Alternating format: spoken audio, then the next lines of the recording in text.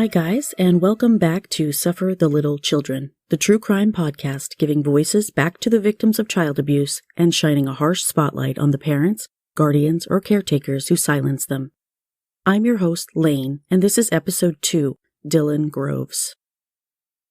My sources for today's episode were the Portsmouth Daily Times, WSAZ, WKYT, the Columbus Dispatch, Fox 19, the Justice for Dylan Facebook group, and the live stream of the Groves trial from the Law and Crime Network. I first covered Dylan's tragic story on the Suffer the Little Children blog on June 28, 2019, and I blogged daily about the events of the trial as they unfolded in January of this year. There's no way to ease into this one, so I'll jump right in with an overview of the case, and then I'll get into much more detail when I discuss the trial. Dylan James Groves was born on January 10, 2019. 153 days later, his tiny body was found at the bottom of a well, about 2 miles from his family's home in Otway, Ohio. So how the hell did this happen? Just like AJ Frund, who I covered in last week's episode, Dylan was born with illicit drugs in his system and removed from the custody of his parents, 39-year-old Jessica Groves and 41-year-old Daniel Groves, by Scioto County Children's Services. In Ohio, as in most of these United States, family reunification is paramount. In many cases, it could be argued that the very health and safety of the child is less important to these agencies than returning the child to his parents. That was the case with Dylan, apparently, and considering the pair of dipshits he won in the parent lottery, this poor kid never had a chance. Dylan was taken into custody by Scioto County Children's Services and placed with a foster mother named Andrea Bowling, who instantly fell in love with the tiny baby boy. During the 12 days Dylan lived with Andrea, he grew a strong bond with the kind, lovely blonde woman who held him through his withdrawal pains and doted on him the way a real mother should. At the urging of the court system, Daniel completed several requirements with the goal of taking Dylan home. Jessica was not permitted to live in the home as long as Dylan and the couple's older son, then 14-year-old Daniel Jr., was living there. Once Daniel met these bare minimum requirements after a paltry 12 days, although Dylan remained in the legal custody of Children's Services, he was returned to his father on a trial basis as part of Scioto County's Family Reunification Through Recovery program, less formally known as drug court. For anyone curious about what the Scioto County requirements are for family reunification, they seem a bit nebulous. Defendants who have opted into the program are all addicts or recovering addicts who have lost or are in danger of losing custody of their children. Some are ordered to attend inpatient rehab, counseling, or transitional housing. Some are sentenced to jail time, which in some cases may be served around the defendant's work schedule. Some less compliant participants receive community service, and some must check in with a local sheriff's office daily. All participants in the drug court program are drug tested at least weekly, and at each of their weekly hearings in front of the judge, they are expected to give the judge a progress report, at which point the judge hands down case-specific instructions to the parent. It's completely at the judge's discretion when or if the defendant's children are returned to their custody. In this case, it's brutally obvious that Dylan being returned to his father's custody was the worst possible thing that could have happened to him. Daniel was initially compliant with all the requirements of the program, but before long he began skipping court dates, home visits, and scheduled doctor's appointments. Children's Services, unsuccessful in contacting or locating Daniel and Dylan, reached out to the sheriff's office on May 3, 2019. Deputies went to the Groves trailer home at 2241 Mount Hope Road in Otway, but no one answered their attempts to contact the family. When they returned several times over the next few weeks, they got the same result. On May 20th, however, when they made another visit to the home, authorities found Daniel and Jessica out riding a four-wheeler on a road near their trailer home. After a pursuit, the couple escaped by veering off into a wooded area.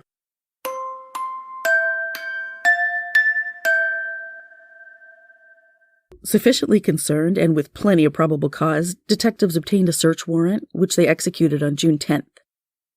They were able to take Jessica into custody pretty quickly, but Daniel barricaded himself inside the trailer. During the 6-hour standoff that ensued, the State Highway Patrol's Special Response Team joined deputies at the scene, which also included a helicopter and a SWAT truck. Finally, Daniel surrendered without incident and was arrested. Once in custody, according to Sheriff Mary Donini, Daniel confessed to investigators that Dylan had been dead since late March. That's 3 months no one had laid eyes on that baby for anyone keeping score. On June 11th, investigators from the Ohio Bureau of Criminal Investigation, or BCI, and the Ohio Department of Natural Resources performed a search, complete with cadaver dogs, for Dylan.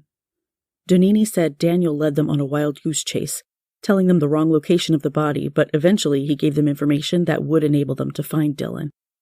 Ultimately, on the evening of June 12th, the baby's tiny, broken body was found at the bottom of a 30-foot well located on vacant property across the road from Mount Hope Bible Camp, which is about 2 miles from the Groves trailer. Fortunately, summer camp had not yet started. The evening after Dylan's body was discovered, a candlelight vigil was held at Faith Baptist Church in Wheelersburg, the home church of Andrea Bowling, Dylan's foster mom.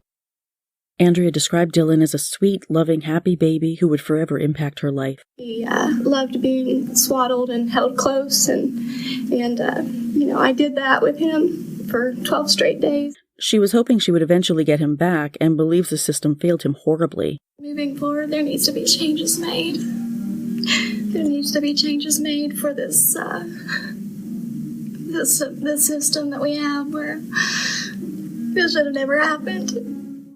Andrea told a reporter that the only things holding her together were the hope that this tragedy could spark positive change and her belief that she will see Dylan again. I know he's up there in heaven, and I truly believe that he'll be waiting on me.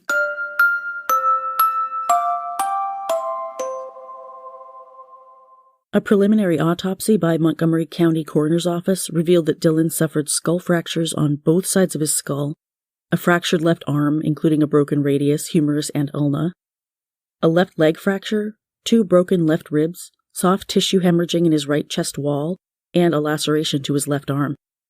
Dylan's body was sent for a full autopsy, the results of which I'll share with you when I talk about the trial. What happened to this baby is horrifying, beyond comprehension. Within days, Daniel and Jessica Groves were indicted on a multitude of charges related to Dylan's death, including aggravated murder, interference with custody because Dylan died while being kept from children's services, kidnapping, endangering children, gross abuse of a corpse, tampering with evidence, and felonious assault. At a court hearing on June 17, 2019, Daniel and Jessica pled not guilty to all of the charges. Lawyers for both stipulated they should be held without bond.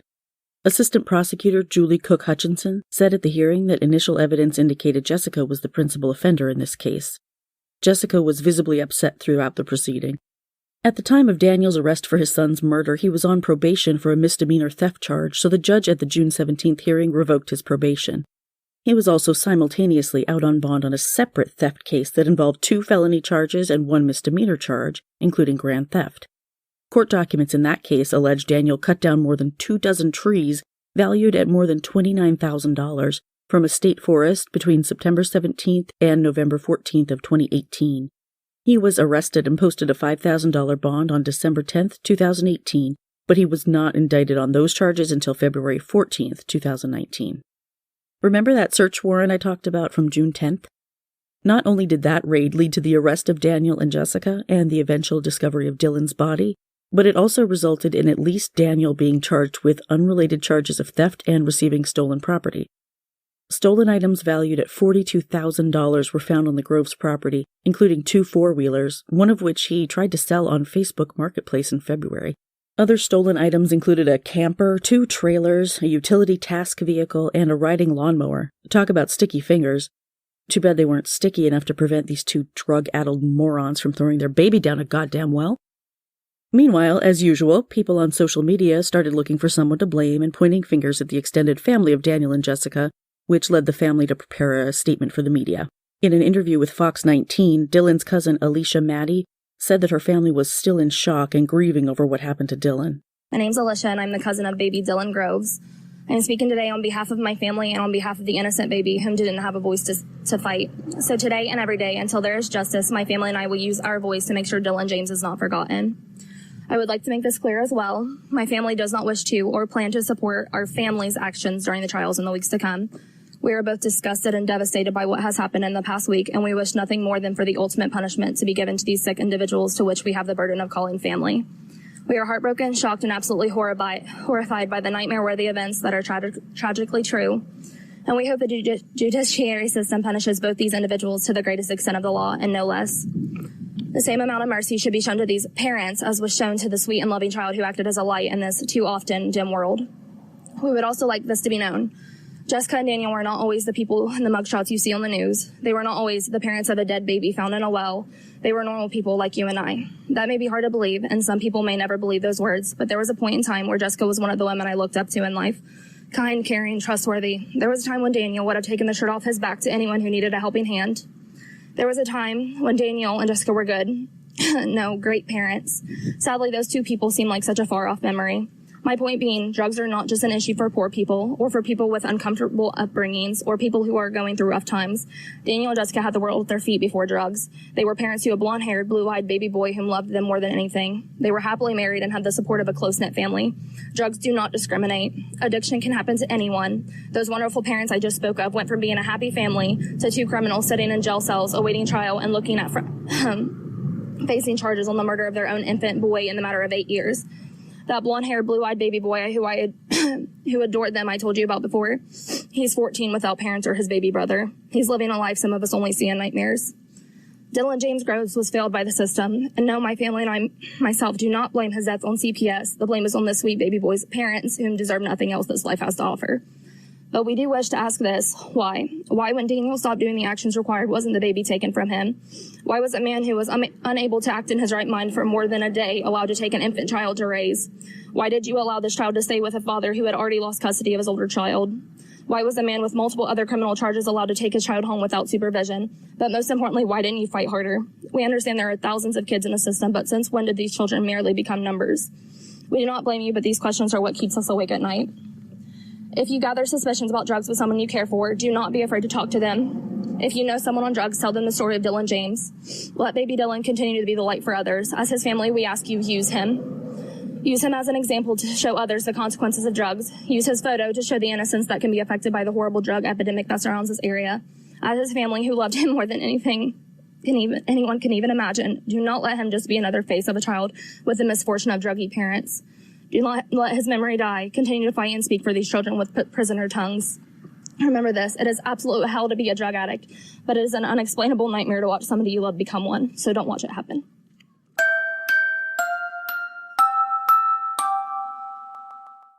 Following Dylan's death, there was a massive public outcry demanding the removal of Laura Fuller, the director of Scioto County Children's Services, after her agency grossly mishandled Dylan's case, which many people believe led directly to the baby's death. The Board of Scioto County Commissioners asked the Children's Services Board to place Director Laura Fuller on administrative leave, pending a third-party investigation into the circumstances surrounding Dylan's death. Commissioner Brian Davis also requested Children's Services immediately begin a review of the case of every child currently in county custody because he was afraid there's another Dylan waiting in the wings. On June 25th of 2019, Scioto County Children's Services Board went into executive session to discuss Dr. Laura Fuller possibly being placed on leave. After 3 hours of discussion, it was decided that Fuller would remain in place pending a third-party review by the Ohio Department of Jobs and Family Services. After that hearing, board officials released a statement that said, quote, "At this time, the executive director, Dr. Laura Fuller, will remain in place pending the result of the third-party review. We will be requesting a meeting with partnering agencies to better facilitate agency relationships to help promote the better welfare of our county's children. We as a board care very much about children in our custody, and we are deeply saddened by Dylan Groves' tragic death." End quote. After its independent review, the Ohio Department of Jobs and Family Services released what it called a Child Fatality Administrative Case Review Final Report in October of 2019 that was highly critical of the way SCCS handled Dylan's case. A summary of the report concludes, quote, "Based on the findings of the review, SCCS was found to be out of compliance with the Ohio Administrative Code. Given the serious nature of the findings and the factors contributing to non-compliance, SCCS will be required to submit a corrective action plan, detailing the steps the agency will take to improve upon practice." The day after the release of the report, a meeting was held with the board of directors for SCCS, and the agency's director, Laura Fuller, was ultimately placed on administrative leave. As of this recording, she is still on leave. It is unknown if she will be reinstated at some point. In September of 2019, Jessica, who initially pled not guilty by reason of insanity, was subjected to a competency hearing and found competent to stand trial. Her attorney then withdrew her plea and instead entered a plea of not guilty to all charges.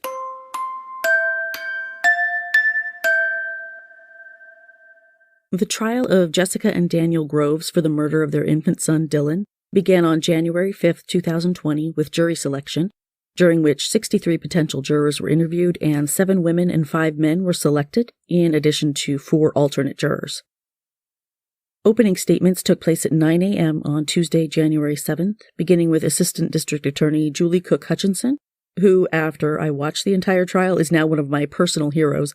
She was relentless in her pursuit of justice for Dylan, and she took exactly zero shit from Jessica Groves, but we'll get to that in a little while.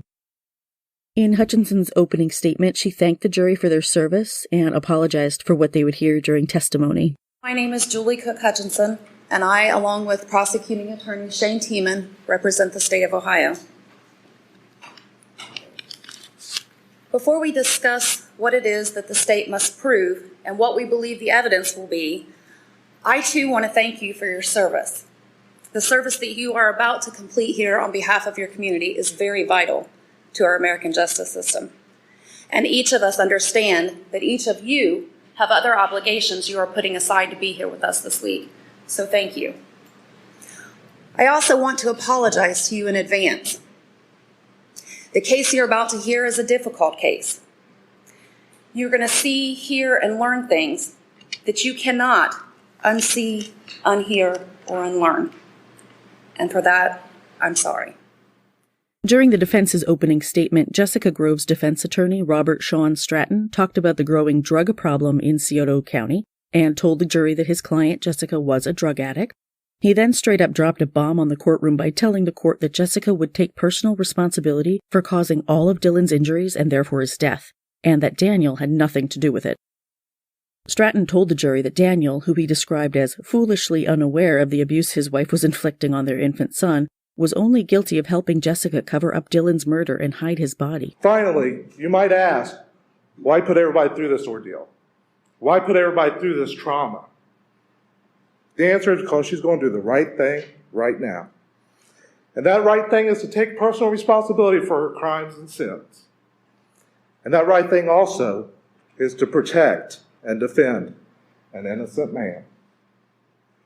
Daniel Groves had nothing to do with the death of Dylan Groves. It did not cause these injuries. He was foolishly unaware of these injuries. And I say foolishly because hindsight's always 20/20. And sometimes you're oblivious to what's going on. This is especially true from someone you have known for 20 years and that you have loved. Dylan Groves died on March 28th, and Daniel found him unresponsive. Once he found him, panic and confusion set in. And with that panic and confusion came poor decisions that leads us all to here today. Did he help hide the body? Yes. Did he suggest the well? Yes, he knew where this well was. Did he help craft a coffin and preserve Dylan? Yes, he did. But that is all he did. Jessica Groves is the person responsible for the death of Dylan Groves. She is here in front of you today, taking personal responsibility for her crimes and her sins. I have to say, the case put on by District Attorney Shane Tiemann and Assistant DA Julie Cook Hutchinson was beyond thorough. They put a lot of work into this case and fought hard to get justice for Dylan. After opening statements, 3 nurses in succession were called to testify. Darianne Lyles, Tori Howell, and Stacy Riffett were all nurses in the maternity ward who witnessed the behavior of Jessica and Daniel either prior to Dylan's delivery, during the birth, or within the hours after the baby was born. Testimony from the nurses included Dylan showing symptoms of opiate withdrawal, Jessica's reluctance to answer questions, her failure to tell medical personnel that she was on drugs when she arrived at the hospital, already 9.5 centimeters dilated, and the failure of both Jessica and Daniel to show any interest in seeing, holding, or spending time with their newborn son.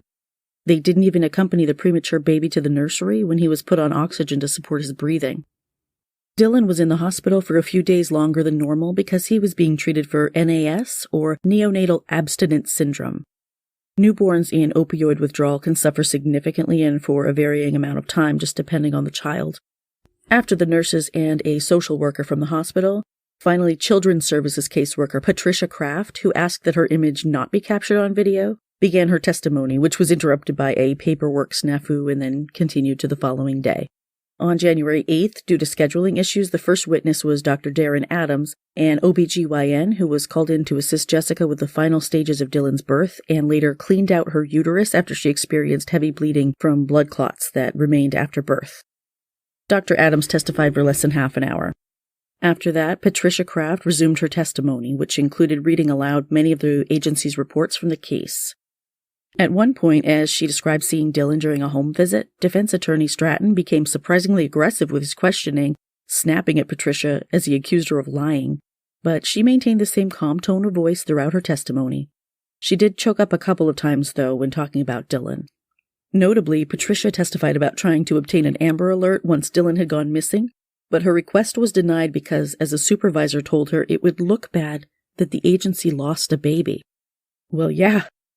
After lunch, the next witness was Dr. Muhammad Ali, a pediatrician who saw Dylan in the hospital after he was born and who also saw Dylan in his office when foster mom Andrea Bowling brought the baby in for checkups.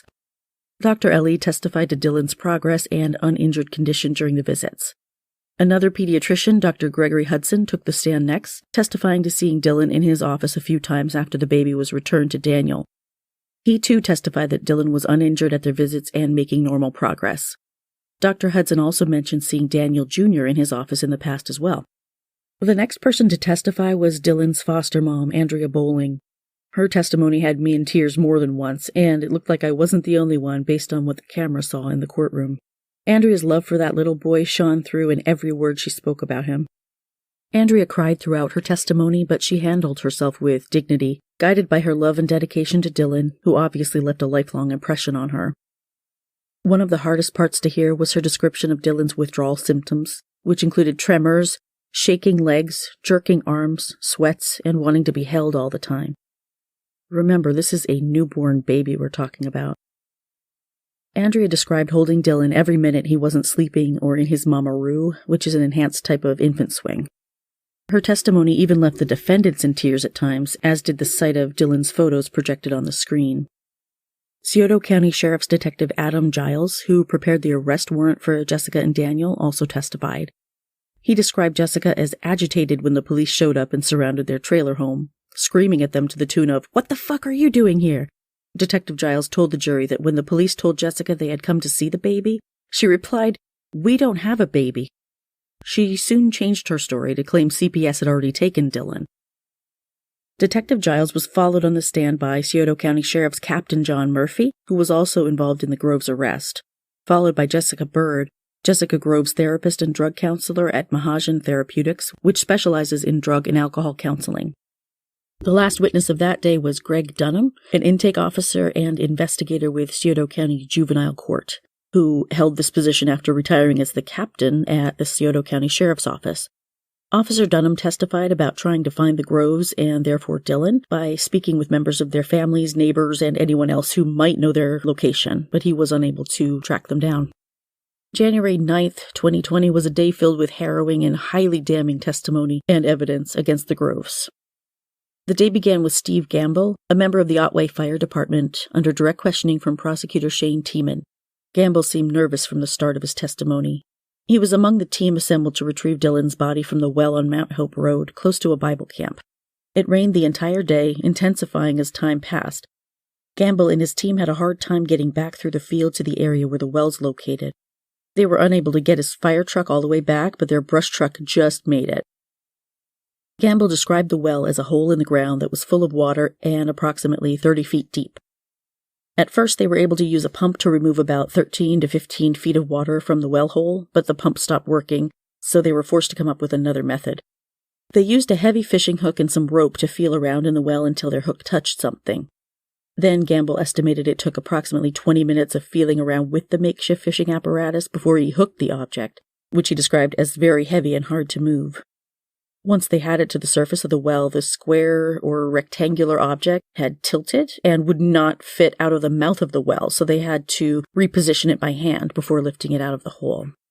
When they examined the item out of the water, the firemen and deputies on scene were able to tell that the object was, in fact, 2 milk crates, open side to open side, lashed together using copper wire, zip ties, and a chain with several padlocks.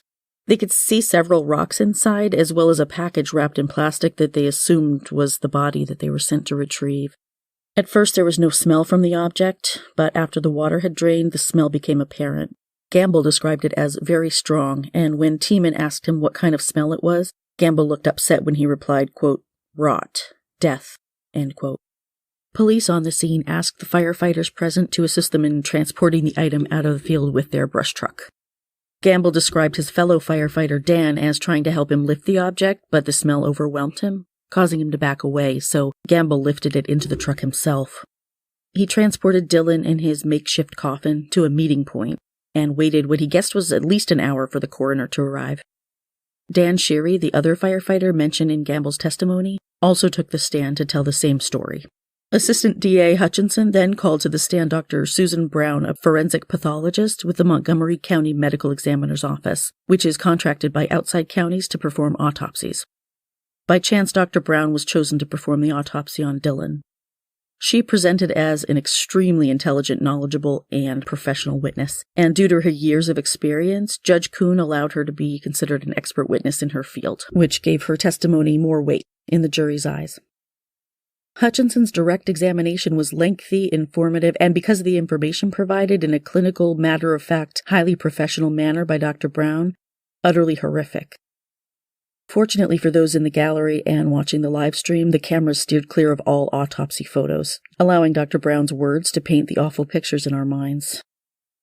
Some onlookers in the gallery kept their heads down and their eyes averted to avoid seeing even the most benign of the autopsy photos. Upon being assigned Dylan's autopsy, Dr. Brown received the entire milk crate package to open and unwrap like the world's grimmest birthday present.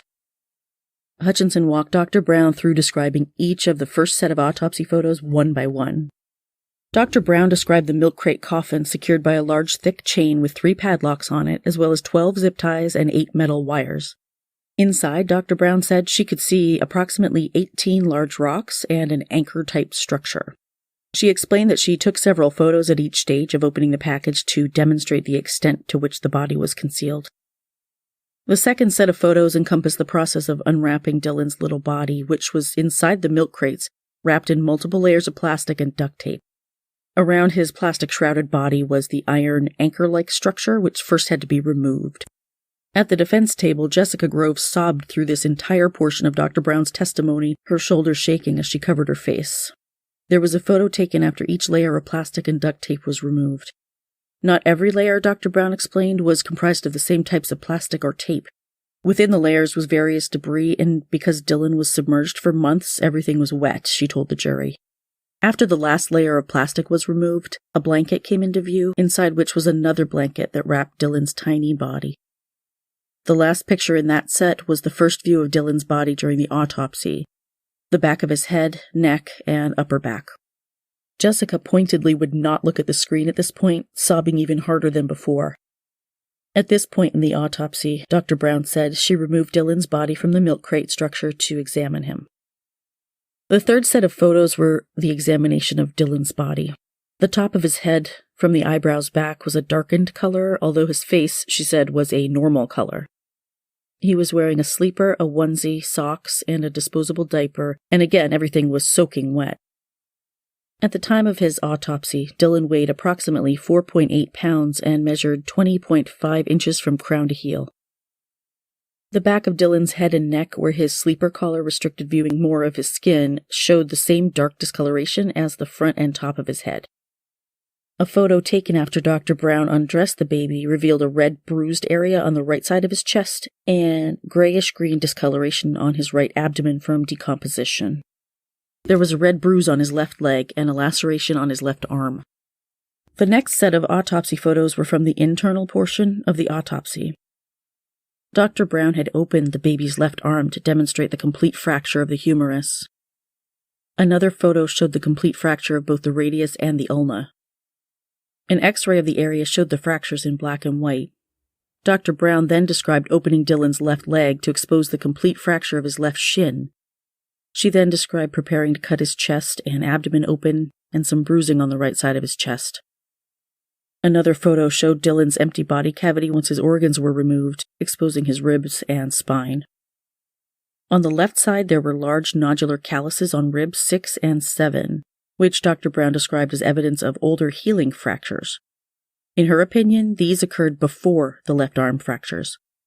An X-ray of Dylan's lower body demonstrated these rib fractures. Dr. Brown described Dylan's internal organs as decomposed, which was to be expected, and which could cause his body to weigh less than he did while alive. Next, Dr. Brown was asked about the toxicology process. Because of decomposition, the doctor explained, there was no blood or urine to use for testing, which is why she chose to use a liver sample. The next set of photos showed the doctor's examination of Dylan's head. She had pulled back his scalp, exposing the 2-inch fracture on the right parietal skull and the 1-inch fracture on the left. In Dr. Brown's opinion, the 2 fractures did not happen during the same incident. There was some tissue formation around the right fracture, which indicated signs of healing and was not present on the left side. Dr. Brown described removing the top of Dylan's skull, revealing that the baby's brain had liquefied due to decomposition. She said this liquid would normally be a tan or white color, but in Dylan's case it appeared pink, indicating there was blood mixed in. She believed, upon examining all available information, performing his autopsy, and reviewing his toxicology screen results, that his cause of death was homicidal violence of undetermined etiology. All signs point to homicide, but the specific cause could not be determined due to decomposition from months spent concealed in the water. The final photo was of the crates and everything that had been contained within besides Dylan's body. Dr. Brown said these items played a part in forming her opinion because this was a lot of work and someone had gone to a large extent to conceal the child's body so it wouldn't be found. Some of Dylan's injuries showed calcification and tissue growth, which indicated he was alive when those injuries occurred. Others showed no signs of healing, so those injuries had to have taken place after Dylan was already dead or at the time of his death. The toxicology report indicated methamphetamine and amphetamines were found in his liver, although the source could not be determined. Dr. Brown reviewed Dylan's medical records, including his birth records and documentation from 2 of his well baby checks, to eliminate any prescribed medication as the source of the drugs. His records indicated he was bottle-fed, so the substances couldn't have been introduced through breast milk, which means someone had to have given them to him. The milk crates themselves were allowed into the courtroom as evidence, concealed within a large brown paper bag for Dr. Brown to identify, which she did. However, Judge Kuhn explained any of the other items that had been found inside the crates would not be allowed into evidence due to body matter present on the items and the smell associated with it. Photos of the items would be substituted instead. Christine Scott, Daniel's defense attorney, cross-examined Dr. Brown. Not much of note was determined other than a few simple facts. Dr. Brown could not determine if more than one person had caused Dylan's injuries. It was not in her job description to determine who caused those injuries, and that her opinion was that Dylan did not drown. She also could not date injuries based on the color of a bruise, and could not determine the source of the drugs in Dylan's liver. She could only say for sure, which she said with the tiniest hint of a smirk, that Dylan didn't ingest the drugs himself. Hutchinson questioned Dr. Brown on redirect, asking if the substances in Dylan's liver could have been there since birth, to which Dr. Brown responded with an adamant no, explaining the baby would have had to have been exposed to the drugs at some other time. When asked if the fractures could have been accidental, she said it wasn't likely. She opined when questioned that all of Dylan's fractures occurred over at least 3 separate incidents and that she could not exclude drowning as his cause of death, although there was no evidence that allowed her to include it necessarily either. Sean Stratton questioned Dr. Brown on recross, pressing her to answer whether or not she could use Dylan's weight or length, both before and after death, to determine his date of death. She said that she could not. Detective Jody Conkle, a 27-year veteran of the Scioto County Sheriff's Office, testified about interviewing Jessica and Daniel on the day they were arrested. Just for the record, I absolutely loved Detective Conkle, and the firm, just short of defiant way she answered Christine Scott's questions during cross-examination. She answered directly, but threw in just enough additional information to ensure her answers to the deliberately skewed questions weren't misconstrued. It was great, you guys. Detective Conkle described Jessica as standoffish, cold, uncooperative, and annoyed, as she denied using drugs or living in the home when she wasn't supposed to be. She told the detective that Children's Services had taken Dylan and Daniel Jr., which Detective Conkle quickly determined was a lie. The detective told the court that while she interviewed Daniel, he was dope sick, rolling around on the floor and passing gas. He gave no credible information at first, but eventually told her that Dylan was dead and that he had hidden the baby's body. She, Detective Matt Spencer, and Captain Murphy, along with some canine officers, took Daniel to the place where he claimed to have hidden Dylan's body, but after hours of searching, they found nothing, which led police to believe Daniel was full of shit. At that point, Julie Cook Hutchinson played a video showing Daniel asking Detective Conkle if he could speak with Jessica in private, even though the whole conversation was recorded on video. The detective overheard Daniel whisper something to Jessica about lying to police about the location of Dylan's body, so she called him out on it afterward. Ultimately, Daniel led the detectives to the location of the well where Dylan's body was discovered. Detective Conkle was also present for a search of the Groves' home, during which she said they found remarkably few baby items to collect. They did seize a calendar, on which she noted the date of April 24th, 2019 was notated as, quote, worst day ever, end quote. That was the day when Daniel Jr. was removed from the Groves' home. Nothing whatsoever was written on the calendar on or around March 28th, which was the date the defendants had given for Dylan's death. The parents clearly didn't value Dylan at all. The final witness of the day was none other than 15-year-old Daniel Groves Jr. Both parents were in tears by the end of his testimony. Direct examination by Hutchinson was gentle and well executed. Hutchinson asked Daniel Jr. if he had ever seen any injuries on his baby brother, to which Daniel Jr. replied that he had seen some swelling about the baby's head, including black and purple bruising all over the top of his head. When asked if he was given an explanation for these injuries, he said he was. Who did that? Was that your mom or your dad? Hutchinson asked him. Daniel Jr.'s response was, my father. Well, there went the defense's assertion that Jessica was fully responsible for Dylan's injuries. Hutchinson asked if his mom was also there, which he confirmed. Shortly after that bombshell, she asked if there was a time when Daniel Jr. was asked to provide urine for either of his parents, to which he responded yes. He described being asked every couple of months to pee into a cup, mainly for his father, and said he had seen his father pour the urine into a cup with a lid. He explained that every time this was asked of him, it was at the family home, not at any medical facility. To be honest, it was terribly satisfying to see the defense's claims of Daniel's ongoing sobriety completely blow up in their faces. At one point, Daniel Sr. mouthed, I love you, at his son, and on the live stream we heard Daniel Jr. whisper back, I love you too. God, I feel for that kid. At the age of 15, having to testify at his parents' trial for the murder of his baby brother is incomprehensible. No child should have to endure what Daniel Jr. has in his young lifetime. The final day of the trial was on January 10th, 2020, which would have been Dylan's first birthday. The only two witnesses to take the stand on that last day were Dylan's parents, Jessica Groves and Daniel Groves. It was without a doubt the most dramatic day of testimony. On direct examination, Jessica's lawyer Stratton coddled her and all but held her hand as he attempted to coax the desired answers out of her, but the prosecution team nearly made a career out of objecting every time he tried to lead the witness. It was fun to watch. Stratton only managed to ask a few softball questions before it was Hutchinson's turn to cross-examine Jessica, who immediately clammed up, refusing to provide a single straight answer to any of Hutchinson's questions. While the prosecutor pressed her to tell the jury how she caused the baby's injuries, Jessica turned on the crocodile tears and wailed, "It was an accident!" I'll play you a clip so you can experience the bullshit drama for yourself. Tell the jury how you killed this baby. It was an accident.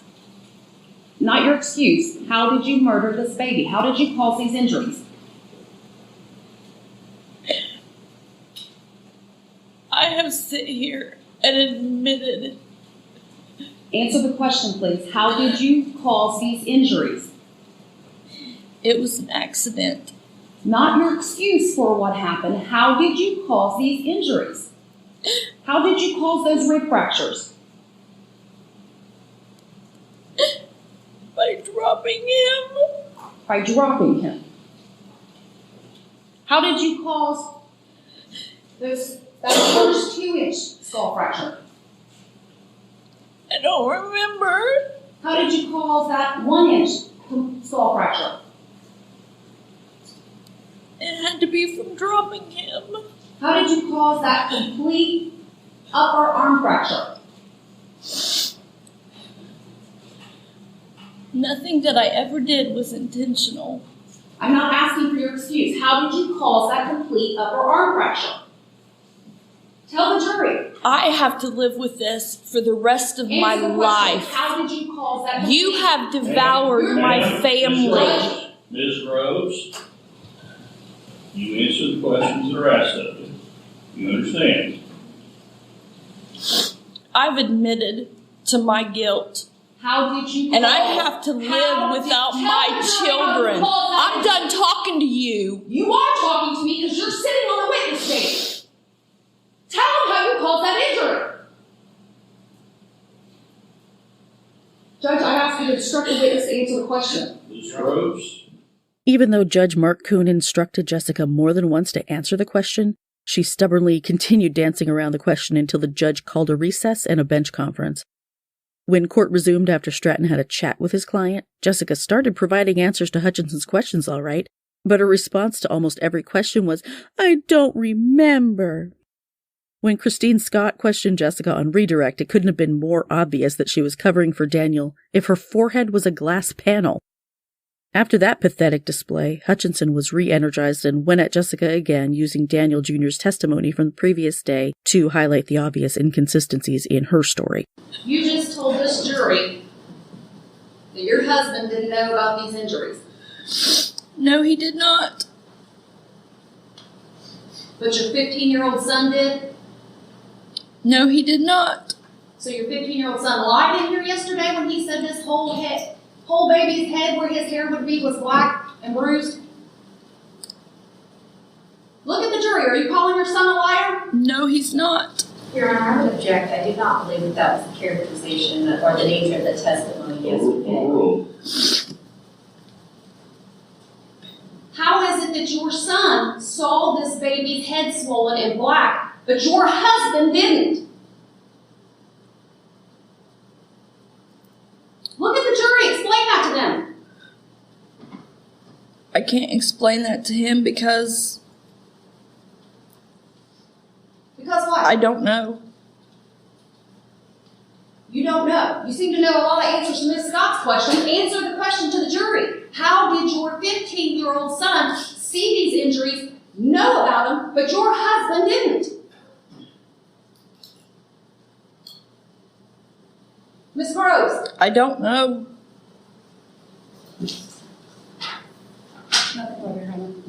When Jessica stepped down, Stratton rested his case. Next up was Daniel Groves Sr. Christine Scott did an even more blatant job of trying to lead her witness, with the prosecution objecting frequently. Daniel actually tried to tell the court that the urine Daniel Jr. testified to providing for him was actually for one of Daniel Sr.'s friends. You can't make this shit up, you guys. Essentially, Daniel's testimony was an attempt at damage control, tying up loose ends, denying knowledge of anything remotely incriminating, and trying to provide explanations for the missed appointments and the dodging of authorities. It was a wildly obvious pile of horseshit, at least waist deep. On cross-examination, seasoned prosecutor Shane Tiemann soundly dismantled Daniel's story. After closing arguments, the judge instructed the jury and sent them to deliberate at around 3 p.m. They returned with a verdict less than 3 hours later. Each defendant faced 11 charges. Daniel Groves was found not guilty on count 1, aggravated murder, but on all 10 remaining charges, the jury found him guilty. Jessica Groves was found guilty of all 11 charges. Prior to the sentencing, Andrea Bowling had a few words to say to the court on behalf of Dylan. Grab a tissue. From the moment I picked up Dylan from the hospital, I loved him.